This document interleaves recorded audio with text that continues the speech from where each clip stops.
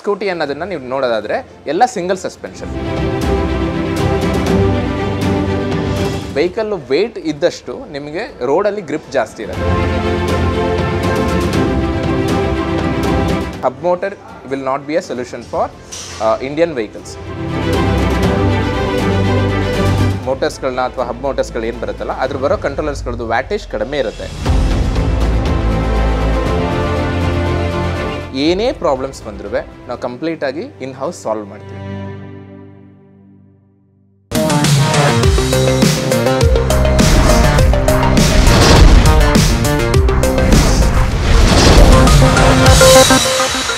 ನಮಸ್ತೆ, ನನ್ನ ಹೆಸರು ಗೌರವ್. ಸ್ಟಾರ್ ಎ ಮೊಬಿಲಿಟಿಗೆ ನಿಮಗೆಲ್ಲರಿಗೂ ಸ್ವಾಗತ. ನಿಮ್ಮ ಜೊತೆ ಆಲ್ರೆಡಿ ಯತೀಶ್ ಅವ್ರು ಮಾತಾಡಿರ್ಬೋದು ನಮ್ಮ ಕಂಪನಿ ಫೌಂಡೇಶನ್ ಬಗ್ಗೆ, ನಮ್ಮ ಕಂಪನಿ ಗ್ರೋತ್ ಬಗ್ಗೆ, ಮುಂದಿನ ಅಚೀವ್ಮೆಂಟ್ಸ್ ಅಥವಾ ನಾವು ಗೋಲ್ಸ್ ಏನು ಇಟ್ಕೊಂಡಿದ್ದೀವಿ ಅನ್ನೋದ್ರ ಬಗ್ಗೆ ಆಲ್ರೆಡಿ ಮಾತಾಡಿರ್ಬೋದು. ಬಟ್ ಇಲ್ಲಿ ಈ ಪೊಸಿಷನಲ್ಲಿ ಟೆಕ್ನಿಕಲಿ ಸ್ವಲ್ಪ ನಿಮಗೆ ಇನ್ಫಾರ್ಮೇಷನ್ ಕೊಡಬೇಕು ಅಂತ ನಮ್ಗೆ ಅನಿಸುತ್ತೆ. ಸೊ ಅದನ್ನು ಇವತ್ತು ಇಲ್ಲಿ ನಾನು ಪರಿಚಯ ಮಾಡ್ಕೊಳ್ಳೋಕ್ಕೆ ಟ್ರೈ ಮಾಡ್ತೀನಿ. ನೀವಿಲ್ಲಿ ಏನು ನೋಡ್ತಾ ಇದ್ದೀರಾ, ಇದು ನಮ್ಮ ಸ್ಮಾಲ್ R&D ರೂಮ್. ನಮ್ಮ ಎಲ್ಲ ಎಲೆಕ್ಟ್ರಾನಿಕ್ಸ್ ಡೆವಲಪ್ಮೆಂಟ್ಸ್ ಕೂಡ ಇದೇ ರೂಮಲ್ಲಿ ಆಗಿರುವಂಥದ್ದು. ನನ್ನ ಹಿಂದೆ ನೋಡ್ತಾ ಇರೋದು ನೀವು ಸಪ್ಲೈಸ್ ನೋಡ್ಬೋದು, ಮೋಟರ್ ನೋಡ್ಬೋದು, ಕಂಟ್ರೋಲರ್ಸ್ ನೋಡ್ಬೋದು. ಇದನ್ನೆಲ್ಲ ಕ್ರಾಸ್ ಸೆಕ್ಷನ್ ಮಾಡಿ ನಾವು ಇಟ್ಟಿದ್ದೀವಿ. ಒಂದು ಬ್ರೀಫ್ ಐಡಿಯಾ ಸಿಗುತ್ತೆ ನಿಮಗೆ ನಾವಿಲ್ಲಿ ಏನು ಮಾಡ್ತಾ ಇದ್ದೀವಿ ಅನ್ನೋದು. ನಾವು ಶುರು ಮಾಡಿದ್ದು 2018ನಲ್ಲಿ. ನಮಗೆ ಇತ್ತೀಚೆಗೆ RTO ಅಪ್ರೂವಲ್ ಸಿಕ್ಕಿದ್ದು. ಸೊ ನಾವು 2018ಇಂದಲೇ ನಾವು ಆಕಾಂಕ್ಷೆ ಇಟ್ಕೊಂಡಿದ್ದೇನು ಅಂತಂದರೆ, ನಾವು ರೆಟ್ರೋಫಿಟ್ ಅನ್ನೋ ಕೆಟಗರಿಲಿ ತೊಗೊಂಡು ವೆಹಿಕಲ್ಸ್ಗಳನ್ನ ಹೊಸ ವೆಹಿಕಲ್ಸ್ಗಳನ್ನ ಕ್ರಿಯೇಟ್ ಮಾಡೋಕ್ಕಿಂತ ಬದಲು, ಅಂದರೆ ಜಾಸ್ತಿ ವೆಹಿಕಲ್ಗಳನ್ನ ರೋಡ್ ಮೇಲೆ ಬಿಡೋದು ಬದಲು ಆಲ್ರೆಡಿ ಇರುವಂಥ ವೆಹಿಕಲ್ಗಳು ಯಾವುದು ಸ್ಕ್ರ್ಯಾಪ್ ಆಗ್ತಾ ಇದೆ ಮತ್ತು ಯಾವುದ್ರದ್ದು ಲೈಫ್ ಹೋಗ್ತಾ ಇದೆ ಅದನ್ನು ಯಾವ ಥರ ನಾವು ಮತ್ತೆ ಅದಕ್ಕೆ ಪುನರ್ಜೀವನ ಯಾವ ಥರ ಕೊಡ್ಬೋದು ಅನ್ನೋದ್ರ ಬಗ್ಗೆ ನಾವು ಶುರು ಮಾಡಿದ್ದಂಥ ಕೆಲಸ. 2018ನಲ್ಲಿ ಅಂದ್ಕೊಂಡಿದ್ದು ನಾವು 2019-20 ಒಳಗೆಲ್ಲ ವೆಹಿಕಲ್ಸ್ಗಳನ್ನ ಆನ್ ರೋಡ್ ತರಬಹುದು ಅಂತ. ಬಟ್ ಈ ಕಂಪನಿ ನಾವು ಸ್ಟಾರ್ಟ್ ಮಾಡಿದಾಗ್ಲಿಂದ ನಮ್ಗೆ ಆಲ್ಮೋಸ್ಟ್ 3 to 4 years ನಾವು ಏನು ಸ್ಟ್ರಗಲ್ ಮಾಡ್ತಾಯಿದ್ವಿ, ನಾವು ಏನು ಗೋಲ್ ಅಚೀವ್ ಮಾಡೋಕ್ಕೆ ಟ್ರೈ ಮಾಡ್ತಾಯಿದ್ದೀವಲ್ಲ ಅದರದ್ದು ರಿಕ್ವೈರ್ಮೆಂಟ್ಸ್ ಅಂತ ನೀವೇನು ಕರಿಬೋದು, ಅಂದರೆ ಲೀಗಲ್ ರಿಕ್ವೈರ್ಮೆಂಟ್ಸ್ ಅಂತ ಏನಿರ್ಬೋದು, ಅದನ್ನು ಅರ್ಥ ಮಾಡ್ಕೊಳ್ಳೋದಕ್ಕೆ ನಮಗೆ 1-1.5 ವರ್ಷ ಹಿಡಿತು. ಸೊ ಯಾಕೆ ಇದನ್ನು ಹೇಳ್ತಾ ಇದ್ದೀನಿ ಅಂತಂದರೆ, ಎಲೆಕ್ಟ್ರಿಕ್ ವೆಹಿಕಲ್ಸ್ ನೀವು ನೋಡಬಹುದು, ಬರೀ ಬೆಂಗಳೂರಿನಲ್ಲಿ ನಾನು ಹೇಳೋದಾದರೆ 120 ಕಂಪನಿ ಮೇಲೆ ಸ್ಟಾರ್ಟಪ್ಸ್ಗಳಿದೆ ಎಲೆಕ್ಟ್ರಿಕ್ ವೆಹಿಕಲ್ಸ್ ಮೇಲೆ ವರ್ಕ್ ಮಾಡ್ತಾ ಇರೋಂಥದ್ದು. ಅದು 2 ವೀಲರ್ ಆಗಿರ್ಬೋದು, 3 ವೀಲರ್ ಆಗಿರ್ಬೋದು, ಇಲ್ಲ 4 ವೀಲರ್ಸ್ ಆಗಿರ್ಬೋದು. ಅದರಲ್ಲಿ ತುಂಬ ಕಂಪನೀಸ್ಗಳು ನೀವು ಜಾಹೀರಾತುಗಳನ್ನು ನೋಡಿರ್ತೀರ.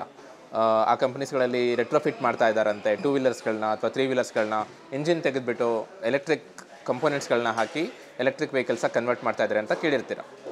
ಬಟ್ ಏನು ಅಂತಂದರೆ, ಇದು ಒಂದು ಕಾಲೇಜ್ ಪ್ರಾಜೆಕ್ಟ್ ಅಲ್ಲ. ಒಂದು ವೆಹಿಕಲ್ಸ್ಗಳನ್ನ ನೀವು ರೋಡಿಗೆ ಬಿಟ್ಟಾಗ ಅದು ನಾವು ಹೇಳಬೇಕು ಅಂದರೆ ಲೈಫ್ ಆ್ಯಂಡ್ ಡೆತ್ ಮ್ಯಾಟರ್ ಆಗುತ್ತೆ, ರೈಟ್? ವೆಹಿಕಲ್ಸ್ಗಳು ಯಾವತ್ತೂ ರೋಡಲ್ಲಿ ದುರಸ್ತಿಗೆ ಬರುವಂಥ ಸನ್ನಿವೇಶಗಳು ಎದುರಾಗಬಾರ್ದು. ಅದರ ಪ್ರೊಟೆಕ್ಷನ್ ಕೂಡ ಅಷ್ಟೇ ಇಂಪಾರ್ಟೆಂಟ್, ರೈಟ್? ಸೊ ಇದನ್ನೆಲ್ಲ ನೀವು ಯೋಚನೆ ಮಾಡಿದಾಗ ನಮ್ಮ ಭಾರತ ಸರ್ಕಾರದ ಏನಿದೆ ರಿಕ್ವೈರ್ಮೆಂಟ್ಸ್ಗಳೇನಿದೆ ಇದನ್ನು AS 123 ಸ್ಟ್ಯಾಂಡರ್ಡಲ್ಲಿ ಅದನ್ನು ಮೆನ್ಷನ್ ಮಾಡಿದ್ದಾರೆ. ಒಂದು ಹೊಸ ವೆಹಿಕಲ್ನ ತಯಾರು ಮಾಡೋದಕ್ಕೆ ಎಷ್ಟು ನಿರ್ಬಂಧನೆಗಳಿದೆಯೋ ಅಷ್ಟೇ ನಿರ್ಬಂಧನೆಗಳು ಒಂದು existing electric IC engine vehicle ಅಥವಾ ನಾವು ಇಂಧನ ಉಪಯೋಗಿಸುವಂಥದ್ದು ವೆಹಿಕಲ್ಗಳು ಏನಿದೆಯೋ ಅದನ್ನು ಎಲೆಕ್ಟ್ರಿಕ್ಕಾಗಿ ಕನ್ವರ್ಟ್ ಮಾಡಬೇಕಾದ್ರೂ ಅಷ್ಟೇ ನಿರ್ಬಂಧನೆಗಳಿದೆ. ಅದು ಎಲ್ಲದೂ ಕೂಡ ಸಮರ್ಪಕವಾಗಿ ನಾವು ಸರ್ಕಾರಕ್ಕೆ ನಾವು ಮಾಡ್ತಿರುವಂಥ ಕನ್ವರ್ಷನ್ ಅವ್ರು ಕೊಟ್ಟಿರೋ ನಿರ್ಬಂಧನೆಗಳಿಗೆ ಅನುಗುಣವಾಗುವಂಥದ್ದು ಇದೆ ಅಂದರೆ ಮಾತ್ರ ಅದಕ್ಕೆ ನಮಗೆ ಕನ್ವರ್ಷನ್ ಸಿಗುವಂಥದ್ದು. ಹೀಗಿರುವಾಗ ಅದು ಜಸ್ಟ್ ಬ್ರೀಫಾಗಿ ಹೇಳಬೇಕು ಅಂತಂದರೆ, ಸೇಫ್ಟಿ ಕನ್ಸರ್ನಿಂದ ಆಗಿರ್ಬೋದು, ಬ್ಯಾಟ್ರೀಸ್ಗಳ ಬಗ್ಗೆ ನಿಮ್ಗೆ ಆಲ್ರೆಡಿ ತುಂಬ ಕೇಳಿರ್ತೀರ. ಬಟ್ ನೀವು ಕೆಲವು ವಿಷಯಗಳನ್ನ ತಿಳ್ಕೊಂಡಿರೋದಿಲ್ಲ. ಬ್ಯಾಟ್ರೀಸಲ್ಲಿ 2-3 ಥರ ಸ್ಟ್ಯಾಂಡರ್ಡ್ಸ್ಗಳು ಬಂದು ಹೋಗಿದೆ ಆಲ್ರೆಡಿ. ಸೊ ಈ AS ಸ್ಟ್ಯಾಂಡರ್ಡ್ ಏನಿದೆಯಲ್ಲ ವೆಹಿಕಲ್ಸ್ಗಳಿಗೆ, ಇದರಲ್ಲಿ AS 048 ಅನ್ನೋ ಒಂದು ಸ್ಟ್ಯಾಂಡರ್ಡ್ ಇದೆ. ಇದು ಬ್ಯಾಟ್ರಿಗೆ ಸ್ಪೆಸಿಫಿಕ್ ಆಗಿ ಮುಂಚೆಯಿಂದನೂ ಇದ್ದಂಥ ಸ್ಟ್ಯಾಂಡರ್ಡ್. ಬಟ್ ಕಳೆದ 2 ವರ್ಷದ ಹಿಂದೆ ಈ ಸ್ಟ್ಯಾಂಡರ್ಡ್ನ ಬದಲಾಯಿಸಲಾಯಿತು. AS 156 standard ಬದಲಾಯಿಸಲಾಯಿತು. ಕಾರಣ ಏನು? ಕೆಲವು ವೆಹಿಕಲ್ಸ್ಗಳಲ್ಲಿ ಬ್ಯಾಟ್ರಿಗಳು ಬೆಂಕಿ ಎತ್ಕೊಳ್ಳೋಕೆ ಶುರುವಾಗಿತ್ತು. ಆನ್ ರೋಡ್ ಆಗಿರ್ಬೋದು, ಚಾರ್ಜ್ ಹಾಕಬೇಕಾಗಿರ್ಬೋದು. ಇದರ ಬಗ್ಗೆ ಸರ್ಕಾರಕ್ಕೆ ಮುಂಚೆನೇ ಆಲೋಚನೆಗಳು ಬಂದಿರೋಕ್ಕೆ ಸಾಧ್ಯ ಇಲ್ಲ. ಯಾಕೆಂತಂದರೆ ಇದು ಆನ್ ರೋಡಿಂದ ಗೊತ್ತಾಗೋಂಥದ್ದು. ಸೊ ಒಂದು ಸರ್ಕಾರಕ್ಕೆ ಇದನ್ನು ತಿಳ್ಕೊಳ್ಳೋಕ್ಕೆ ಟೈಮ್ ಹಿಡಿಯುತ್ತೆ ಅನ್ನೋದಾದರೆ, ಒಂದು ಹೊಸ ಕಂಪನಿಗೆ ಇದನ್ನು ಅಳವಡಿಸ್ಕೊಳ್ಬೇಕಾದ್ರೆ ಸಮಯ ಹಿಡಿಯುತ್ತೆ. ಸೊ ಈ ಸಮಯಗಳ ಜೊತೆಗೆ ನಾವು ನಮ್ಮದೇ ಆದಂತಹ ಟೆಕ್ನಾಲಜಿ ಏನಿದೆಯಲ್ಲ ಅದನ್ನು ಇನ್ನೊಬ್ಬರು ಕಾಪಿ ಮಾಡೋದಾಗಲಿ ಅಥವಾ ಅದನ್ನು ಡುಪ್ಲಿಕೇಟ್ ಮಾಡೋದಾಗಲಿ ಅದನ್ನು ತಡೆಯೋದಕ್ಕೆ ಪೇಟೆಂಟ್ಸ್ಗಳು ಕೂಡ ನೆಸೆಸಿಟಿ ಆಗುತ್ತೆ. ಸೊ ನಾವು ಇನಿಷಿಯಲಿ ಶುರು ಮಾಡಿದಾಗ A0488 ಇತ್ತು ಬ್ಯಾಟ್ರಿ ಸ್ಟ್ಯಾಂಡರ್ಡ್ಸ್ನ, ನಾವು ಅದನ್ನು 156ಗೆ ಅಪ್ಗ್ರೇಡ್ ಮಾಡಿದ್ದೀವಿ ಬ್ಯಾಟ್ರಿ ಸ್ಟ್ಯಾಂಡರ್ಡ್ಸ್ ಅನುಕೂಲ ಬರಲಿ ಅಂದರೆ ಅದರ ನಿರ್ಬಂಧಗಳನ್ನ ಸರಿದೂಗಿಸೋಕ್ಕೋಸ್ಕರ. ಅದೇ ರೀತಿ ನೀವು ನೋಡಿರ್ಬೋದು ಕೆಲವು ವೆಹಿಕಲ್ಸ್ಗಳಲ್ಲಿ, ಹೊಸ ವೆಹಿಕಲ್ಸ್ಗಳಲ್ಲಿ ಚಾಸಿಸ್ಗಳದ್ದು ಕ್ವಾಲಿಟಿ ಇರಲಿಕ್ಕಿಲ್ಲ. ಅದು ಶಾಕ್ ಅಬ್ಸರ್ಬರ್ಸ್ ಆಗಿರಬಹುದು, ವೆಹಿಕಲ್ದು ಓವರಾಲ್ ಚಾಸಿಸ್ ಆಗಿರ್ಬೋದು. ನಮಗೆ ಟಿಪಿಕಲಿ ನೀವು ಸ್ಕೂಟಿ ಅಂತ ನಾವು ಏನು ಹೇಳ್ತಾ ಇದ್ದೀವಿ, ವೆಹಿಕಲ್ಸ್ಗಳ ಕನ್ವರ್ಷನ್ಸ್ ನೋಡ್ತಾ ಇದ್ದೀವಲ್ಲ, ಸ್ಕೂಟಿ ಅನ್ನೋದನ್ನು ನೀವು ನೋಡೋದಾದರೆ ಎಲ್ಲ ಸಿಂಗಲ್ ಸಸ್ಪೆನ್ಷನ್. ಅಂದರೆ ಫ್ರಂಟ್ ಟೈರ್ಸ್ಗಳಿಗೆ ನಿಮಗೆ ಟ್ವಿನ್ ಫೋರ್ಕ್ ಇರುತ್ತೆ, ಅದರಲ್ಲಿ ನಿಮಗೆ ವೀಲ್ಸ್ಗಳು ಕನೆಕ್ಟ್ ಆಗಿರುತ್ತೆ. ಅದೇ ನೀವು ಹಿಂದಿನ ಟೈರ್ಗಳು ನೋಡೋದಾದರೆ ಅದಕ್ಕೆ ಜಸ್ಟ್ ಒಂದು ಸಸ್ಪೆನ್ಷನಲ್ಲಿ ಟೈರ್ನ ಸಸ್ಪೆಂಡ್ ಮಾಡಿರ್ತಾರೆ. ಸೊ ಕಂಪ್ಲೀಟ್ ಇಂಜಿನ್ದು ವೆಯ್ಟ್ ಏನಿದೆ ಪ್ಲಸ್ ಲೋಡ್ ಏನಿದೆ, ಇಬ್ಬರು ಕೂತಿರಬಹುದು ಪ್ಲಸ್ ಒಂದು 25 kg ಲೋಡ್ ಇರಬಹುದು, ಅದೆಲ್ಲ ಕೂಡ ಒಂದೇ ಸಿಂಗಲ್ ಸಸ್ಪೆನ್ಷನ್ ಬ್ಯಾಲೆನ್ಸ್ ಆಗಬೇಕು. But at the same time ಆ ವೆಹಿಕಲ್ಸ್ಗಳು ನಿಮಗೆ ಅಪ್ಪತ್ಬೇಕಾದ್ರೆ ಅಥವಾ ಹಂಪ್ಸ್ಗಳನ್ನ ನೀವು ದಾಟಿಸ್ಬೇಕಾದ್ರೆ ವೆಹಿಕಲ್ಗಳು ನಿಮಗೆ ಟಿಲ್ಟ್ ಆಗಬಾರ್ದು. ಸೊ ಇದನ್ನೆಲ್ಲದನ್ನು ಕಾಪಾಡ್ಕೊಬೇಕು ಅಂತಂದರೆ it's not A simple job. ಅದು ಸಾಧಾರಣವಾಗಿ ಮಾಡೋಂಥ ಕೆಲಸಗಳಲ್ಲ. ನೀವು ಹಬ್ ಮೋಟರ್ಸ್ಗಳು ನೋಡಿರ್ತೀರ, ಚೈನಾಗಳಿಂದ ಇಂಪೋರ್ಟ್ ಮಾಡಿ ತುಂಬ ಜನ ಕನ್ವರ್ಟ್ ಮಾಡ್ತಾರೆ. ಅವರೆಲ್ಲರೂ ಏನು ಮಾಡ್ತಾರೆ, ಟೈರ್ಗಳನ್ನ 2 ಸ್ವಿಂಗ್ ಆರ್ಮ್ ಚಾಸಿಸಲ್ಲಿ ಹೋಲ್ಡ್ ಮಾಡ್ತಾರೆ.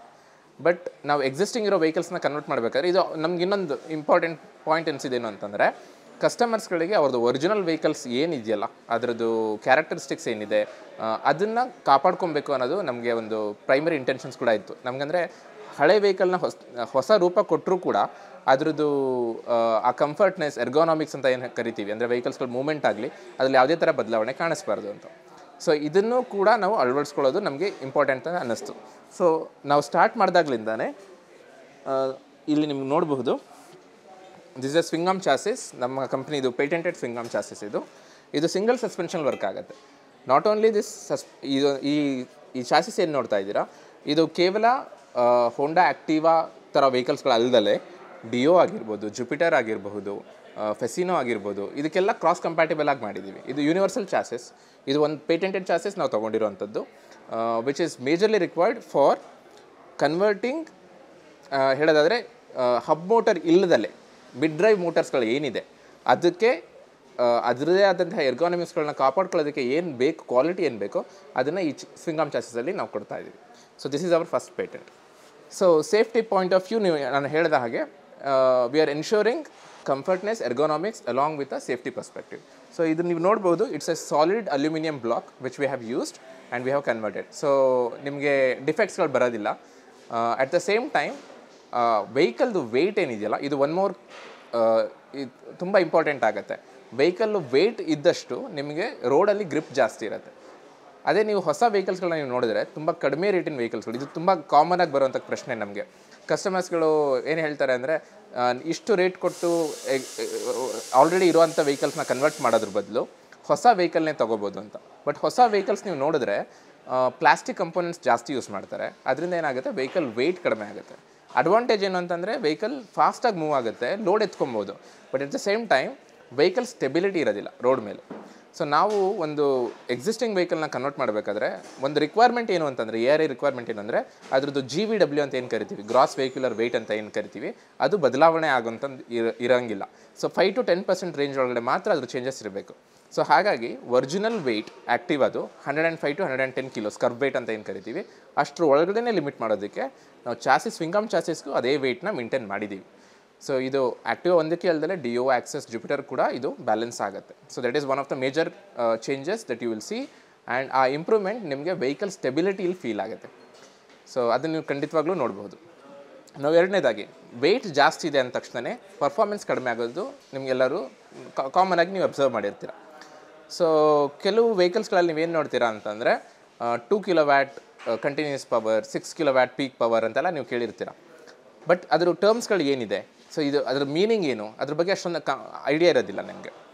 ನಾನು ನಿಮಗೆ ಸ್ವಲ್ಪ ಹಿಂದಿನ ವಿಷಯಗಳನ್ನ ಹೇಳ್ತೀನಿ. ಸೊ ಇವಾಗೇನು ನೀವು ಆ್ಯಕ್ಟಿವಾ ಅಥವಾ ನೀವು ಜುಪಿಟರ್ ಅಥವಾ ಯಾವುದೇ ವೆಹಿಕಲ್ಸ್ಗಳನ್ನ ಓಡಿಸ್ತಾ ಇದ್ದೀರಲ್ಲ, ಅದ್ರದ್ದು ಪವರ್ನ HP ಮೆಷರ್ ಮಾಡ್ತಾರೆ, ಅಂದರೆ ಹಾರ್ಸ್ ಪವರಲ್ಲಿ. ಹೇಗೆ ನಾವು ಒಂದು ಸಬ್ಮರ್ಸಿಬಲ್ ಮೋಟರ್ದು ಪವರ್ ಹೇಳ್ತೀವಲ್ಲ, ಹಾಗೆ ವೆಹಿಕಲ್ಗೂ ಇಂಜಿನ್ ಪವರ್ ಇರುತ್ತೆ. ಸೊ ಆ ಪವರ್ ಬಂದುಬಿಟ್ಟು ಟಿಪಿಕಲಿ 6 HP ಇಂದ 8 HP ಪವರ್ ಇರುತ್ತೆ. ಸೊ 8 HP ಪವರ್ ಅಂತ ಅಂದರೆ ನಿಮಗೆ 5.5 ಕಿಲೋವ್ಯಾಟಲ್ಲಿ ಹೇಳೋದಾದರೆ 5.5 kW ಪವರ್, ರೈಟ್? ಸೊ ಅಷ್ಟು ಪವರ್ ಏನಕ್ಕೆ ಬೇಕು? ಯಾಕೆ ಅಂತಂದರೆ ನಮ್ಮ ಇಂಡಿಯನ್ ರೋಡ್ಸಲ್ಲಿ ನಮ್ಮ ರೂಲ್ಸ್ ಇರೋದು ಇಬ್ಬರು ಆದರೂ ಕೂಡ ನೀವು ನೋಡ್ಬೋದು ಗಂಡ ಹೆಂಡತಿ ಪ್ಲಸ್ ಮಕ್ಳನ್ನ ಕೂರಿಸ್ಕೊಂಡು ಹೋಗ್ತಾರೆ. ವೆಯ್ಟ್ ಜಾಸ್ತಿ ಆದಷ್ಟು ನಿಮಗೆ ವೆಹಿಕಲ್ ಪರ್ಫಾರ್ಮೆನ್ಸ್ ಕಡಿಮೆ ಆಗುತ್ತೆ. ನಾವು ಇದನ್ನೇ ಯೋಚನೆ ಮಾಡಿ, ಇವಾಗ ನಾವು ಏನಾದರೂ 2 ಕಿಲೋವ್ಯಾಟ್ ಪವರ್ ಇರುವಂಥ ಮೋಟರ್ನ 8 HP ಅಂದರೆ ಅಥವಾ 5.5 ಕಿಲೋವ್ಯಾಟ್ ಇರೋ ಇಂಜಿನ್ ವೆಹಿಕಲ್ಸ್ಗೆ ರೀಪ್ಲೇಸ್ಮೆಂಟ್ ಮಾಡೋಕ್ಕೆ ಟ್ರೈ ಮಾಡಿದ್ರೆ ಅದರದ್ದು ಪರ್ಫಾರ್ಮೆನ್ಸ್ ಹೇಗಿರುತ್ತೆ? ಇದು ಮೇಜರ್ಲಿ ಇದನ್ನು ನೀವು ಯಾಕೆ ನಮ್ಮಲ್ಲಿ ಎಲೆಕ್ಟ್ರಿಕ್ ವೆಹಿಕಲ್ಸ್ನ ಅಳವಡಿಸ್ಕೊಂಡಿರಲಿಲ್ಲ ಇಷ್ಟುವರೆಗೂ ಅನ್ನೋದನ್ನ ನೀವು ಒಂದ್ಸತಿ ಯೋಚನೆ ಮಾಡಿದರೆ ಇದು ಮೇಜರ್ ಪ್ರಾಬ್ಲಮ್. ಚೈನೀಸ್ ವೆಹಿಕಲ್ಸ್ಗಳು ಏನು ಬರುತ್ತಲ್ಲ ಅವೆಲ್ಲ 1 ಪರ್ಸನ್ ಹೋಗೋವಂಥ ವೆಹಿಕಲ್ಸ್ಗಳು. ಸೊ ಅದಕ್ಕೆ 1 ಕಿಲೋವ್ಯಾಟ್ 2 ಕಿಲೋವ್ಯಾಟ್ ಪವರ್ ವಾಸ್ ತುಂಬ ಸಫಿಷಿಯೆಂಟ್ ಅನ್ನಿಸ್ತಾ ಇತ್ತು. ಅದೇ ಇಂಡಿಯನ್ ರೋಡ್ಸ್ಗಳಿಗೆ, ಇಂಡಿಯನ್ ಫ್ಲೈಓವರ್ಸ್ ಹತ್ತೋದಾಗಲಿ, 2 ಅಥವಾ 3 ಜನ ಪ್ಯಾಸೆಂಜರ್ಸ್ಗಳು ಹೋಗೋದಾಗಲಿ, ಈ ಥರ ಸಿಚುವೇಷನ್ಸ್ಗಳು ನೋಡಿದಾಗ ನಿಮಗೆ ಆ ಪವರ್ ಎಲ್ಲಿಗೂ ಸಾಕಾಗ್ತಾ ಇರಲಿಲ್ಲ. ಸೊ ನಾವು ಫಸ್ಟ್ ಆಫ್ ಆಲ್ ಡಿಸೈಡ್ ಮಾಡಿದ್ದೇನೆಂದರೆ hub motor will not be a solution for Indian vehicles. ಅದು ಹೊಸ ವೆಹಿಕಲ್ಸ್ ಆಗಲಿ, ರೆಟ್ರೋಫಿಟ್ ವೆಹಿಕಲ್ಸ್ ಆಗಲಿ. ಸೊ ಇದನ್ನು ನೀವು ನೋಡ್ಬೋದು, ಹೊಸ ವೆಹಿಕಲ್ಸ್ಗಳು ತುಂಬ ಚೈನೀಸ್ ಮೇಕ್ ವೆಹಿಕಲ್ಸ್ ಏನಿರ್ತಿಲ್ಲ ಅದು ಇವತ್ತು ರೋಡ್ಸ್ ಮೇಲೆ ಬೇಗ ಬಂದುಬಿಡ್ತು, ರೇಟ್ ಕಡಿಮೆ ಆಗಿ ಬೇಗ ಬಂತು. ಬಟ್ ಏನಂದರೆ ವೆಹಿಕಲ್ಸ್ ಯೂಸ್ ಮಾಡೋಕ್ಕೆ ಶುರು ಮಾಡಿದಾಗ ಕಸ್ಟಮರ್ಸ್ಗೆ ಏನು ಅರ್ಥ ಆಯಿತು ಅಂತಂದರೆ ಇದು ಪರ್ಫಾರ್ಮೆನ್ಸ್ ಇಲ್ಲ ಅನ್ನೋದು ನಿಮ್ಗೆ ಕಸ್ಟಮರ್ಸ್ಗಳಿಗೆ ಅರಿವಾಗಕ್ಕೆ ಶುರುವಾಯಿತು. ಅದರಿಂದ ಆ ವೆಹಿಕಲ್ಸ್ಗಳು ಇವತ್ತು ನೀವು ನೋಡ್ಬೋದು ರೋಡ್ಸ್ ಮೇಲೆ ಅಷ್ಟೊಂದು ಕಾಣಿಸಲ್ಲ. ಅದೇ ಪರ್ಫಾರ್ಮೆನ್ಸ್ ಓರಿಯೆಂಟೆಡ್ ವೆಹಿಕಲ್ಸ್ ಏನಿದೆ, 1-1.5 ಲಕ್ಷ 2 ಲಕ್ಷದ ವೆಹಿಕಲ್ಸ್ಗಳೇನಿದೆ ಅದರಲ್ಲಿ ಸೇಮ್ ಪರ್ಫಾರ್ಮೆನ್ಸ್ ಇದೆ. ಅಂದರೆ ನಿಮ್ಮ ಒರಿಜಿನಲ್ IC ಇಂಜಿನ್ ವೆಹಿಕಲ್ಸ್ ಏನು ಪರ್ಫಾರ್ಮೆನ್ಸ್ ಕೊಡ್ತಿತ್ತೋ ಅದೇ ಪರ್ಫಾರ್ಮೆನ್ಸ್ ಕೊಡುವಂತಹ ಮೋಟರ್ಸ್ಗಳನ್ನ, ಕಂಟ್ರೋಲರ್ಸ್ಗಳನ್ನ ಹಾಕಿದ್ದಾರೆ. ಸೊ ಈ ಪಾಯಿಂಟ್ ಆಫ್ ವ್ಯೂ ಯೋಚನೆ ಮಾಡಿದಾಗ ನಮ್ಮ 2ನೇ ಡಿಸೈನ್ ಅಥವಾ 2ನೇ ಪೇಟೆಂಟ್ ನೀವೇನು ಕರಿಬೋದು, ಇದು ನಮ್ಮ ಮೋಟರ್ದು. ಸೊ ಇದು 6 ಕಿಲೋವ್ಯಾಟ್ ಕಂಟಿನ್ಯೂಯಸ್ ಪವರ್ ಕೊಡುವಂಥ ಮೋಟರ್. ಸೊ ಇದ್ರದ್ದು complete winding technology, stator laminations ಎಲ್ಲ ಕೂಡ ಪೇಟೆಂಟೆಡ್ ಟೆಕ್ನಾಲಜಿ. ಇನ್ನೊಂದು ಸ್ಪೆಷಾಲಿಟಿ ಏನು ಅಂತಂದರೆ ಈ complete motor is air cooled, conventionally air cooled motor. So ಇದರಲ್ಲಿ ನಾವು ಲಿಕ್ವಿಡ್ ಕೂಲ್ಡ್ ಯೂಸ್ ಮಾಡ್ತಿಲ್ಲ. Just using fans and the fins which is provided here, the whole motor gets cooled. One of the things is ನಮ್ಮ requirements ಹೆಂಗಿದೆ ಅಂತಂದರೆ 6 kilowatt continuous ಕೊಡುತ್ತೆ ಅನ್ನೋ capability ಇದ್ದರೂ ಕೂಡ ನಿಮ್ಮ ರಿಕ್ವೈರ್ಮೆಂಟ್ಸ್ ಅಷ್ಟು ನೆಸೆಸಿಟಿ ಇರಲಿಕ್ಕಿಲ್ಲ.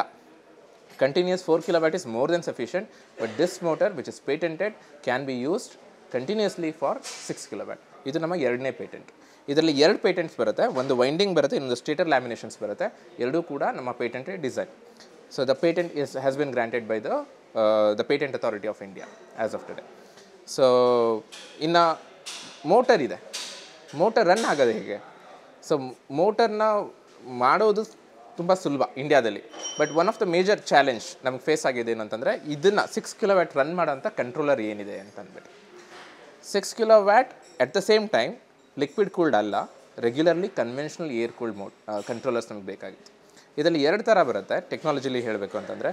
ನಿಮ್ಮ ನಾರ್ಮಲ್ ಚೈನೀಸ್ ಮೋಟರ್ಸ್ಗಳನ್ನ ಅಥವಾ ಹಬ್ ಮೋಟರ್ಸ್ಗಳು ಏನು ಬರುತ್ತಲ್ಲ ಅದ್ರ ಬರೋ ಕಂಟ್ರೋಲರ್ಸ್ಗಳದ್ದು ವ್ಯಾಟೇಜ್ ಕಡಿಮೆ ಇರುತ್ತೆ, 500 ವ್ಯಾಟ್ಸ್ ಕಂಟಿನ್ಯೂಸ್ ಇರುತ್ತೆ, 1 to 2 ಕಿಲೋವ್ಯಾಟ್ ಪೀಕ್ ಇರುತ್ತೆ. ಸೈಕಲ್ಸ್ಗಳಿಗೆಲ್ಲ ಯೂಸ್ ಮಾಡ್ತಾರೆ, ಅದನ್ನು ಈ ಮೋಟರ್ಸ್ಗಳಿಗೆ ಯೂಸ್ ಮಾಡೋಕ್ಕಾಗೋದಿಲ್ಲ. ಅಟ್ ದ ಸೇಮ್ ಟೈಮ್ ಆ ಕಂಟ್ರೋಲರ್ಸ್ಗಳು ಮತ್ತು ಆ ಮೋಟರ್ಸ್ಗಳು ಒಂಥರ ಸೈನೋಸಾಯ್ಡಲ್ ವೇವ್ ಫಾರ್ಮ್ಸಿಂದ ವರ್ಕ್ ಆಗಲ್ಲ, ಟ್ರೆಪಿಸಾಯ್ಡಲ್ ಅಂತ ಕರಿತೀವಿ ನಾವು. ಅದರಿಂದ ಏನು ಗೊತ್ತಾಗುತ್ತೆ, ಅದು ಹೆಂಗೆ ಗೊತ್ತಾಗುತ್ತೆ ನಿಮಗೆ ಅಂದರೆ ಆ ವೆಹಿಕಲ್ಸ್ಗಳು ರನ್ ಆಗಬೇಕಾದ್ರೆ ನಿಮಗೆ ಒಂದು ಹಮ್ಮಿಂಗ್ ನಾಯ್ಸ್ ಬರುತ್ತೆ, ಅನ್ನೋ ಸೌಂಡ್ ಕೇಳಿಸ್ತಾ ಇರುತ್ತೆ ನಿಮಗೆ. ಸೊ ಇದು ನಿಮಗೆ ಜಸ್ಟ್ ಬೇಸಿಕ್ ಅಂಡರ್ಸ್ಟ್ಯಾಂಡಿಂಗ್. ಬಟ್ ಆ ನಾಯ್ಸ್ ಬರಬಾರ್ದು, ನಿಮ್ಗೆ ಅದು ಫೀಲೇ ಆಗಬಾರ್ದು ಅನ್ನೋದಾದರೆ we say FOC based controller ಬೇಕು ಅಂತ ಅಂದ್ಬಿಟ್ಟು, ಅಂದರೆ ಸೈನೋಸಾಯ್ಡಲ್ ವೇವ್ ಫಾರ್ಮ್ಸ್ ಇರಬೇಕು ಅಂತ. ಸೊ ಈ ಥರ ಒಂದು ಸೈನೋಸಾಯ್ಡಲ್ ವೇವ್ ಫಾರ್ಮ್ ಇರೋ ಕಂಟ್ರೋಲರ್ನ and we have designed it. This is the cross section of such a controller and this complete design is for a air cooled design. It's a conventionally air cooled design. ಇಲ್ಲಿ ನೋಡ್ಬೋದು ನಿಮಗೆ ಇದೇನಿದೆಯಲ್ಲ complete component manufacturing except for simple ICs which are suppose to be imported. ಕೆಲವು ICಗಳನ್ನ ನಮ್ಮಲ್ಲಿ ಇಂಡಿಯಾದಲ್ಲಿ manufacture ಆಗಲ್ಲ, ತೈವಾನಿಂದ import ಆಗುತ್ತೆ. ಅದು ಬಿಟ್ಟು ಕಂಪ್ಲೀಟ್ ಬೋರ್ಡ್ ಡಿಸೈನ್ ಆಗಿರ್ಬೋದು, ಅಸೆಂಬ್ಲಿ ಆಗಿರ್ಬೋದು, ಆಮೇಲೆ ನಿಮಗೆ IP67 ರೇಟಿಂಗ್ ಅಂದರೆ ವಾಟರ್ ರೆಸಿಸ್ಟೆನ್ಸ್, ಎನ್ವಿರಾನ್ಮೆಂಟಲ್ ಪ್ರೊಟೆಕ್ಷನ್ ಏನಿದೆಯಲ್ಲ ಕಂಪ್ಲೀಟ್ ಫ್ಯಾಬ್ರಿಕೇಷನ್ ಇಂಡಿಯಾದಲ್ಲಾಗತ್ತೆ. So this is one more patent that we have for controller design. So ಈ ಥರ ಪ್ರತಿ ಒಂದು ಸಿಂಗಲ್ ಕಂಪೋನೆಂಟ್ ಅಂದರೆ ನಾವು ಕೋರ್ ಕಂಪೋನೆಂಟ್ಸ್ ಅಂತ ಏನು ಕರಿತೀವಲ್ಲ ಪ್ರತಿಯೊಂದನ್ನು ಕೂಡ ಸ್ಟಾರಿಯಾ ಮೊಬಿಲಿಟಿಲಿ ನಾವು ಫ್ರಮ್ ಸ್ಕ್ರ್ಯಾಚ್ ಮಾಡಿದ್ದೀವಿ.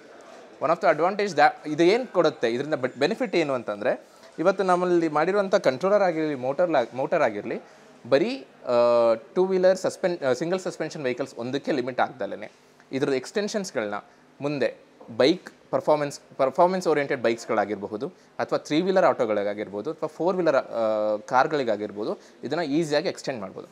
ಮತ್ತು ಇನ್ನೊಂದು ಮೇಜರ್ ಅಡ್ವಾಂಟೇಜ್ ಏನಂತಂದರೆ, ಏನೇ ಪ್ರಾಬ್ಲಮ್ಸ್ ಬಂದರೂ ನಾವು ಕಂಪ್ಲೀಟಾಗಿ ಇನ್ ಹೌಸ್ ಸಾಲ್ವ್ ಮಾಡ್ತೀವಿ. ಯಾಕೆಂದರೆ ಕ್ರಿಯೇಟ್ ಮಾಡಿರೋರಿಗೆ ಅದ್ರ ಬಗ್ಗೆ ತುಂಬ ನಾಲೆಡ್ಜ್ ಇರೋದ್ರಿಂದ ಏನೇ ಇಶ್ಯೂಸ್ ಬಂದರೂ ನಮ್ಮಲ್ಲಿ ಹೇಗಿದೆ ಅಂತಂದರೆ ಜಸ್ಟ್ ಸಾಫ್ಟ್ವೇರ್ ಅಪ್ಗ್ರೇಡ್ ಮೂಲಕನೇ ಸಾಲ್ವ್ ಮಾಡೋ ಅಷ್ಟು ಕೇಪಬಿಲಿಟೀಸ್ನ ನಾವು ಹೊಂದಿದ್ದೀವಿ. ಸೊ ಕಸ್ಟಮರ್ಗೆ ಏನಾದರೂ ಪ್ರಾಬ್ಲಮ್ಸ್ ಬಂದರೆ ನಾವು ಎನಿವೇಸ್ ರನ್ ಮಾಡಿರ್ತೀವಿ, ಎಲ್ಲ ವೆಹಿಕಲ್ಸ್ಗಳಿಗೂ ಟೆಸ್ಟ್ ಡ್ರೈವ್ ಆಗಿರುತ್ತೆ. ಬಟ್ ಏನಾದರೂ ಒಂದು ಮೇಜರ್ ಇಶ್ಯೂ ಬಂದಿದೆ, ಆನ್ ರೋಡಲ್ಲಿ ಇಶ್ಯೂ ಬಂದಿದೆ ಅಂತ ಅಂದ್ಕೊಂಡ್ರು ಕೂಡ ಅದನ್ನು ಸಾಫ್ಟ್ವೇರ್ ಲೆವೆಲಲ್ಲೇ ಜಸ್ಟ್ ಒಂದು ಅಪ್ಡೇಟ್ ಕೊಡೋದ್ರಿಂದ ಸಾಲ್ವ್ ಮಾಡೋಷ್ಟು ಕೇಪಬಿಲಿಟಿನ ಇವತ್ತು ನಮ್ಮ ಸ್ಟಾರಿಂಗ್ ಮೊಬಿಲಿಟಿ ಟೀಮಲ್ಲಿ ನಾವು ಹೊಂದಿದ್ದೀವಿ. So which we are very proud of. So things like this ಇವಾಗ ಏನು ಕಾಣಿಸ್ತಿದೆಯಲ್ಲ ನಿಮಗೆ, ಇದಾಗಿರ್ಬೋದು. ಇಲ್ಲಿ ಕೆಳಗಡೆ ನೀವು ನೋಡಬಹುದು ನಮ್ಮ complete drive power train kit ನಿಮ್ಗೆ ಕಾಣಿಸ್ತಾ ಇರ್ಬೋದು. ಆ್ಯಂಡ್ ಈವನ್ ದ್ಯಾಟ್ ಇದರಲ್ಲೂ ಕೂಡ ನಿಮ್ಗೆ ನೋಡಬಹುದು, ಜಸ್ಟ್ ಸಿಂಗಲ್ ಒಂದು ಬೆಲ್ಟಲ್ಲಿ ನಾವು ಕಂಪ್ಲೀಟ್ ಪವರ್ನ ಮೋಟರಿಂದ ವೀಲಿಗೆ ಟ್ರಾನ್ಸ್ಫರ್ ಮಾಡ್ತಾ ಇದ್ದೀವಿ. ಅದೇ ನೀವು ಬೇರೆ ವೆಹಿಕಲ್ಸ್ಗಳು ನೋಡಿದರೆ, ಇದೇ ಕೇಪಬಿಲಿಟಿ ಇರೋ ವೆಹಿಕಲ್ಸ್ಗಳು ನೋಡಿದರೆ, ಇದು single what we call as single reduction, right, 1 step reduction ಅಂತ ಏನು ಕರಿತೀವಿ, ಈ ಥರ ಇರೋದಿಲ್ಲ, 2 ಸ್ಟೆಪ್ ರಿಡಕ್ಷನ್ಸ್ ಮಾಡ್ತಾರೆ. But we have engineered this to work with 1 step reduction to ensure existing all IC engines like TVS Activa ಇರ್ಬೋದು, ಡಿಯೋ ಇರ್ಬೋದು, ಜುಪಿಟರ್ ಇರ್ಬೋದು, ಇವೆಲ್ಲದನ್ನು ಕೂಡ ಈಸಿಯಾಗಿ ಕನ್ವರ್ಟ್ ಮಾಡೋದಕ್ಕೆ ಸಾಧ್ಯ ಆಗಲಿ ಅನ್ನೋದು. ಸೊ ಈ ಥರ ಪೇಟೆಂಟ್ಸ್ಗಳನ್ನ we have ensured in Staring Mobility to ensure that the customer is protected in terms of safety and the newest technology which is available to be catered for retrofit. So ಒಂದು ಹೇಳೋಕ್ಕೆ ಇಷ್ಟಪಡ್ತೀನಿ ಏನಂತಂದರೆ, ಇವತ್ತು ಕೂಡ ನಮ್ಮಲ್ಲಿ ಮ್ಯಾನುಫ್ಯಾಕ್ಚರ್ ಆಗ್ತಿರೋ ಹೊಸ ವೆಹಿಕಲ್ಸ್ಗಳ ಕಂಪನಿಗಳು ನೀವೇನು ನೋಡ್ಬೋದು, ಇದರಲ್ಲಿ ತುಂಬ ಕಂಪೋನೆಂಟ್ಸ್ಗಳನ್ನ ಹೊರಗಡೆಯಿಂದ ತರ್ತಾರೆ. Because they don't own the patents. What they do is, ಅವ್ರ ಹತ್ರ ಏನಿದೆ ಅಂತಂದರೆ, ಒಂದು ವೆಹಿಕಲ್ದು ಬಾಡಿದು ಪೇಟೆಂಟ್ಸ್ ಇರಬಹುದು, ಆದರೆ ವೆಹಿಕಲ್ದು ಕೋರ್ ಕಂಪೋನೆಂಟ್ಸ್ ಏನಿದೆಯಲ್ಲ, ಅದ್ರ ಸತ್ವ ಏನಿದೆಯಲ್ಲ, ಹೃದಯ, ಮೆದುಳು ಅಂತ ಏನು ಕರಿತೀರಾ, ಅದು ಇವತ್ತು ಕೂಡ ಇಂಪೋರ್ಟ್ ಆಗ್ತದೆ. ಜರ್ಮನಿಂದ ಆಗಿರ್ಬೋದು, ಚೈನಾಯಿಂದ ಆಗಿರ್ಬೋದು, ತೈವಾನಿಂದ ಆಗಿರ್ಬೋದು. ಒಂದು ಮೇಜರ್ ಪ್ರಾಬ್ಲಮ್ ಏನಾಗುತ್ತೆ ಅಂತಂದರೆ, ನಾಳೆ ದಿವಸ ಇಂಪೋರ್ಟ್ ಡ್ಯೂಟೀಸ್ ಜಾಸ್ತಿ ಆದರೆ ಅಥವಾ ಆ ಕಂಟ್ರೀಸ್ಗಳ ಜೊತೆ ನಮಗೆ ಸ್ಟ್ರಗಲ್ ಶುರುವಾದರೆ, ಒಂದು ಮೇಜರ್ ಬಂದುಬಿಟ್ಟು ಚೈನಾ, ನೀವು ನೋಡಿರ್ಬೋದು, ಚೈನಾ ಜೊತೆ ಇಂಡಿಯಾ ಸ್ಟ್ರಗಲ್ ಆಗ್ತಾಯಿತ್ತು, ರೈಟ್, ಎಸ್ಕಲೇಟ್ ಆಗಿಬಿಟ್ಟಿತ್ತು ಸಿಚುವೇಶನ್, ಒಂದು ವಾರ್ ಹೋಗ್ತಾರೆ ಅನ್ನೋ ಸಿಚುವೇಶನ್ ಕ್ರಿಯೇಟ್ ಆಗಿದೆ. ಈ ಥರ ಸಿಚುವೇಶನ್ಸ್ಗಳಲ್ಲಿ ಅಲ್ಲಿಂದ ಇಂಪೋರ್ಟ್ ಆಗೋದು ನಿಂತೋಗುತ್ತೆ. ಆವಾಗ ನಮ್ಮ ಎವ್ರಿಡೇ ರಿಕ್ವೈರ್ಮೆಂಟ್ಸ್ಗಳಿಗೆ ಕಂಪೋನೆಂಟ್ಸ್ ಬರೋದಾಗಲಿ, ಮೋಟರ್ಸ್ ಬರೋದಾಗಲಿ ಸ್ಟಾಪ್ ಆಗಿಬಿಟ್ರೆ ಪ್ರೈಸ್ ಆಟೋಮೆಟಿಕ್ಕಾಗಿ ರೈಸ್ ಆಗುತ್ತೆ. ಇದನ್ನು ತಡೆಯೋದಕ್ಕೋಸ್ಕರ we have ensured that we own the patents and we also manufacture ಪ್ರತಿಯೊಂದು ಕೋರ್ ಕಂಪೋನೆಂಟ್ಸ್ಗಳನ್ನು ಇಂಡಿಯಾದಲ್ಲಿ ಅವೈಲೇಬಲ್ ಇರುವಂತಹ ರಿಸೋರ್ಸಸ್ಸಿಂದನೇ ಮ್ಯಾನುಫ್ಯಾಕ್ಚರ್ ಮಾಡಬೇಕು ಅನ್ನೋದನ್ನು ಸ್ಟಾರಿಂಗ್ ಮೊಬಿಲಿಟಿ ಧ್ಯೇಯವಾಗಿ ಇಟ್ಕೊಂಡಿದೆ. ಫೈನಲಿ ನನ್ನ ಥಾಟ್ ಪ್ರೊಸೆಸ್ ಇಷ್ಟೇ, ನೀವು ಹೊಸ ವೆಹಿಕಲ್ನ ತೊಗೋಬೇಕಾದ್ರೆ ಖಂಡಿತವಾಗ್ಲೂ ಕೂಡ ನೀವು ಎಲೆಕ್ಟ್ರಿಕ್ ವೆಹಿಕಲ್ನೇ ಚೂಸ್ ಮಾಡಿ. But at the same time ನಿಮ್ಮ ಹತ್ರ ಆಲ್ರೆಡಿ ಒಂದು IC ಇಂಜಿನ್ ವೆಹಿಕಲ್ ಇದ್ದರೆ ಒಂದು ದಿನ ತೊಗೊಳ್ಳಿ, ನಮ್ಮ ಹತ್ರ ಬನ್ನಿ. ಸ್ಟಾರಿಂಗ್ ಮೊಬಿಲಿಟಿ ಇದು ಸುಮಾರು ಕನ್ವರ್ಷನ್ ಸೆಂಟರ್ಸ್ಗಳಿದೆ, ನೀವೊಂದು ಟೆಸ್ಟ್ ರೈಡ್ ತೊಗೊಳ್ಳಿ. ನಿಮ್ಗೆ ಪರ್ಫಾರ್ಮೆನ್ಸ್ ಇಷ್ಟ ಆದರೆ ಖಂಡಿತವಾಗ್ಲೂ ನಮಗೊಂದು ಆಪರ್ಚುನಿಟಿ ಕೊಡಿ. ಬೇಕಂದರೆ ನಾವು ಇಷ್ಟು ವರ್ಕ್ನ ಹಾಕಿದ್ದೀವಿ and we are just getting started. We want to ensure that ಇಂಡಿಯಾದಲ್ಲಿ ನಮ್ಮ ಒಂದು ಫುಟ್ಪ್ರಿಂಟ್ ಆಗಲಿ, ಬೆಂಗಳೂರ್ದು ಫುಟ್ಪ್ರಿಂಟ್ ಆಗಲಿ ಕಾಣಿಸ್ಕೊಬೇಕು, where we manufacture everything in-house and we can make it in India. Okay? Thank you so much for your time. ಅನುಕ್ಷಣದ ಸುದ್ದಿಗಳಿಗಾಗಿ ವಿಸ್ತಾರ news YouTube channel subscribe ಮಾಡಿ. ಹೊಸ ಸುದ್ದಿಗಳ ನೋಟಿಫಿಕೇಶನ್ಗಾಗಿ ಬೆಲ್ ಐಕಾನ್ ಕ್ಲಿಕ್ ಮಾಡಿ. ಲೇಟೆಸ್ಟ್ ಅಪ್ಡೇಟ್ಸ್ಗಾಗಿ www.vistaranews.com ವೆಬ್ಸೈಟ್ಗೆ visit ಮಾಡಿ. ಅಂಗೈಯಲ್ಲೇ ಜಗತ್ತಿನ ಸುದ್ದಿ ತಿಳಿಯಲು ವಿಸ್ತಾರ ನ್ಯೂಸ್ ಕನ್ನಡ ಆಪ್ ಡೌನ್ಲೋಡ್ ಮಾಡಿ.